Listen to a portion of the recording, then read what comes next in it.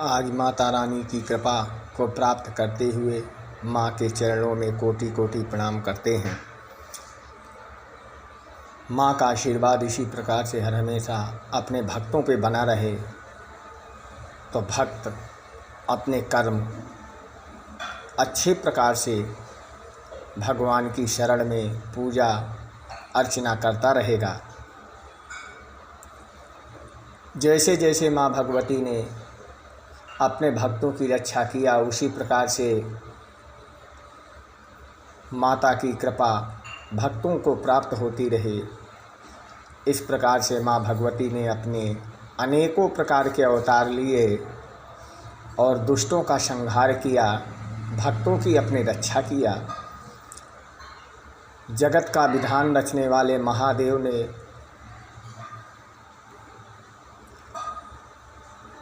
और माता सती की कथा इस प्रकार से है कि जब माता सती अपने गुफा से स्नान करके भगवान शंकर की पूजा करने के लिए आती हैं, तो उन्होंने पूजा करके और पूजन की थाली नंदी को देती हैं कि नंदी ये गुफा के अंदर रख के आओ।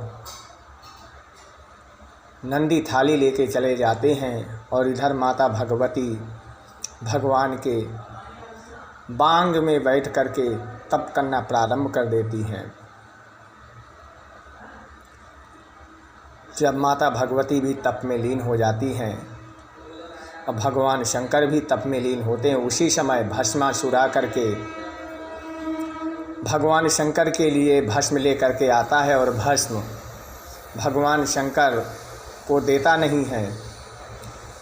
और भस्मासुर पहले भगवान से कहता है कि हे प्रभु, आपने जो मुझे वरदान दिया है कि मैं जिसके ऊपर हाथ रखूं वही भस्म हो जाएगा, उसका परीक्षण पहले मैं आपसे ही करूंगा, क्योंकि कहीं आपने ऐसा तो नहीं कि झूठा वरदान आपने मुझे प्राप्त कराया हो। उसी समय माता सती की आंखें खुलती हैं और क्रोध से ललाहित हो जाती हैं। तो भगवान शंकर माता सती को समझाते हैं कि हे देवी, ये हमारा ही भक्त भस्मासुर है, इसलिए तुम इसका वध मत करो, क्योंकि हमारे ही वरदान से ये बलवान हुआ है, इसलिए हम इसका वध कैसे कर सकते हैं।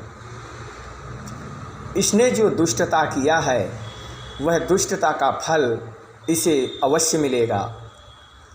इस प्रकार से भगवान शंकर के आश्वासन देने पर माता सती अपने क्रोध को शांत करती हैं। इधर भस्मासुर की बुद्धि भ्रष्ट होती चली जाती है और वो भगवान शंकर को ही भस्म करने के लिए फिर आगे बढ़ता है।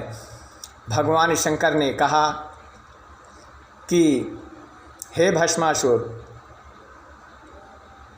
जो तेरी बुद्धि भ्रष्ट हुई है उस बुद्धि के कारण तुझे दंड अवश्य मिलेगा, इसलिए अभी दंड पाने में तुझे समय है, इसलिए अभी तेरा वध नहीं हो सकता है। भगवान शंकर ने इतना भस्मासुर से कहा और भस्मासुर ने कहा, बोले कि हे कैलाशपति शंकर, मैं आज आपको भस्म कर दूंगा, आप मुझे क्या वरदान देंगे, मैं स्वयं वरदान देने वाला हूँ। कहते हैं दुष्ट के अंदर अगर प्रवृत्तियाँ, बुरी प्रवृत्तियाँ प्रवेश कर जाती हैं तो उसका भी मन अहंकार से भर जाता है। इस प्रकार से भस्मासुर का मन अहंकार से भर गया और भगवान शंकर को ही भस्म करने के लिए उन्हीं का दिया हुआ वरदान उन पे उपयोग करने लगा। इस प्रकार से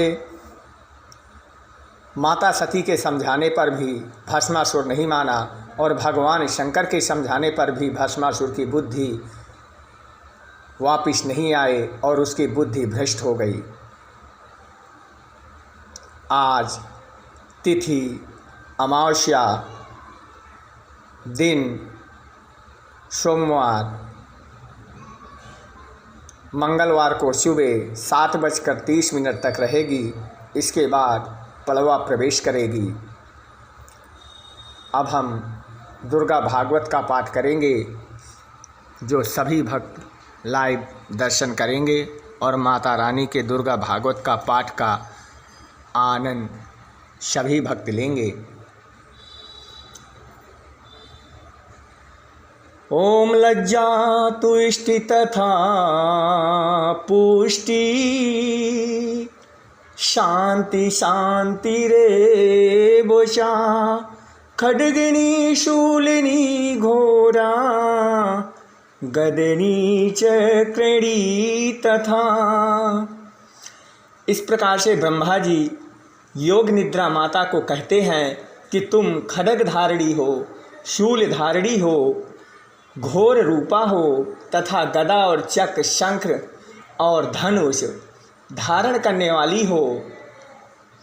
बाण, भुशुंडी और परघी ये भी तुम्हारे अस्त्र हैं। इस प्रकार से ब्रह्मा जी ने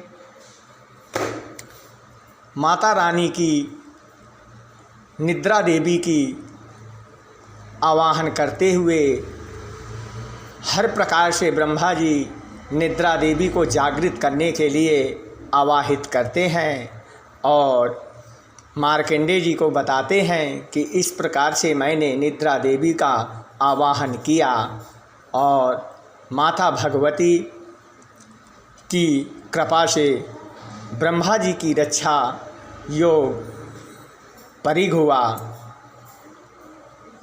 बोल सच्चे दरबार की जय हो, जय माता दी।